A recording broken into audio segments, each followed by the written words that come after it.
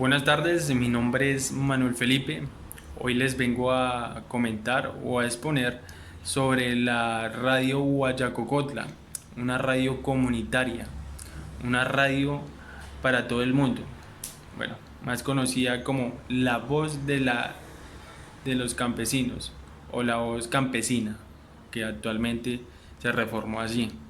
Entonces, en el transcurso de su historia y pues actualmente la radio Guayacocotla ha pendido de un hilo, sí, ha estado en la cuerda floja, dado que económicamente se tiene que sustentar de donaciones nacionales y donaciones de fundaciones extranjeras. Entonces, el gobierno para nada, económicamente o monetariamente, no la ayuda.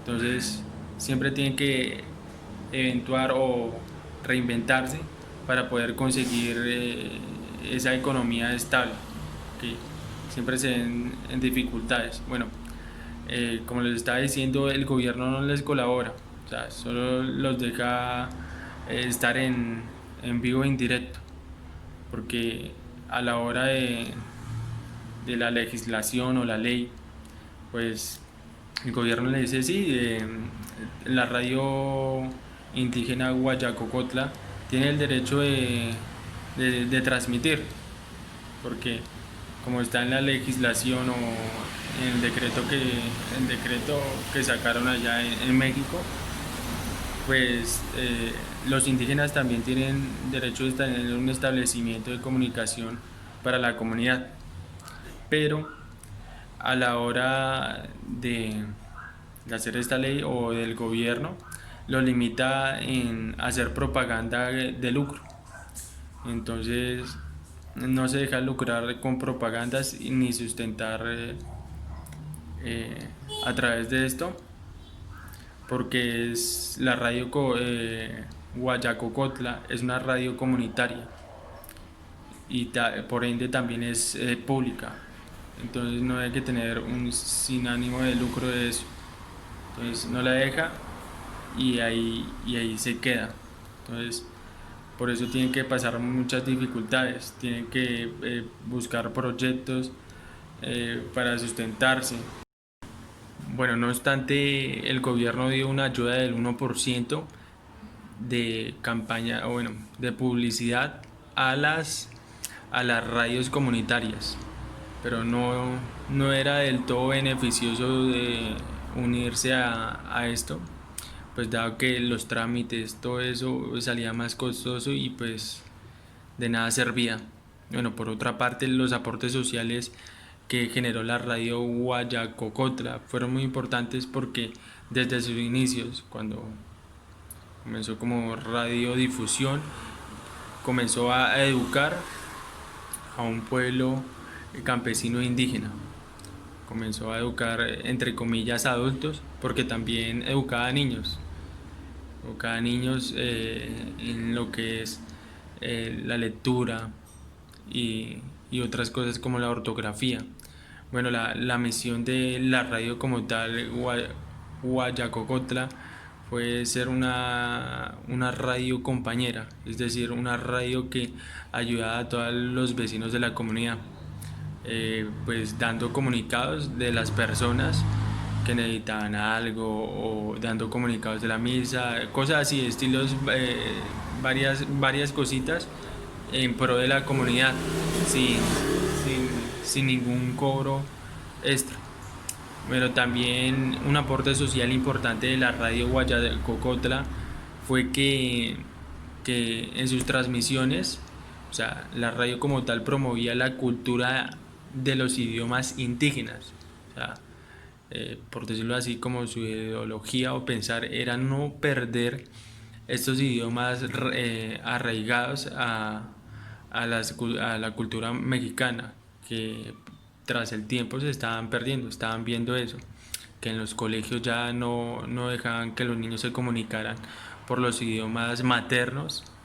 Entonces esto era como un tipo de discriminación a aquellas personas con su etnia indígena. Entonces en sus transmisiones siempre promovían los idiomas, utilizaban 4 idiomas, que el primero era el Nahuatl, el otro el Ontí y el Tepahuá. Y por último el español, que, que siempre lo utilizaban así variado y constante. Bueno, esta radio siempre promovió la educación popular desde 1975. También con lo de con lo del idioma quiso promover la cosmovisión, o sea, ellos pensaban que si se perdía el idioma, también se perdía la cosmovisión de conocimientos y todos los pensamientos de estas personas y de estas culturas.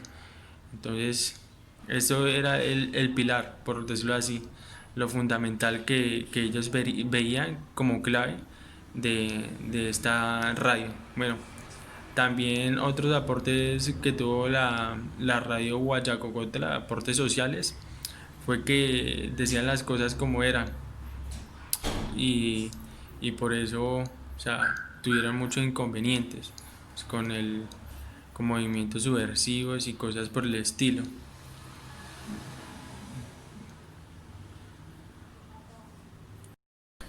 Bueno, por otra parte, en los aportes culturales, pues aportes también sociales de la radio Guayacocotla, pues estuvieron a través de esto, de la música, eh, música que se manejaba en la zona aledaña, pues música de tríos y cosas de eso, también el canto, la poesía y pues como ya le había dicho las noticias y los avisos que tenía la radio comunitaria Guayacocotla era para la defensa de la tierra y pues también para proteger las gestiones y servicios de las comunidades, o sea, todo lo que tenía que ver con ellos.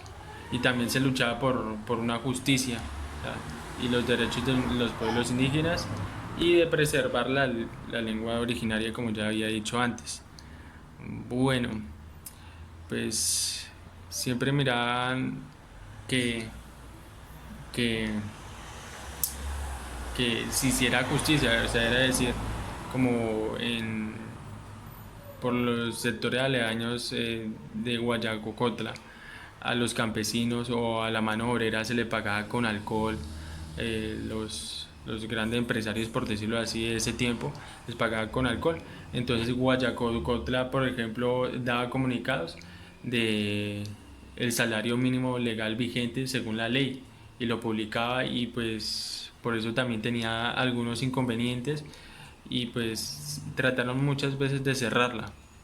Entonces los grandes empresarios iban a la gobernación o a una entidad a quejarse de que les estaban abriendo entre comillas los ojos así a los ciudadanos.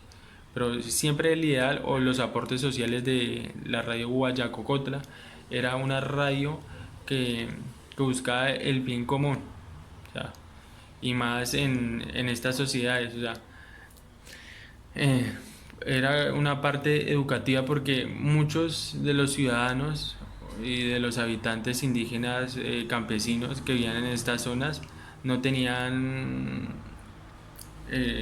conciencia de sus derechos, de tener una radio comunitaria, de tener derecho a la salud, de tener todo esto, o sea, también de tener un salario mínimo legal vigente.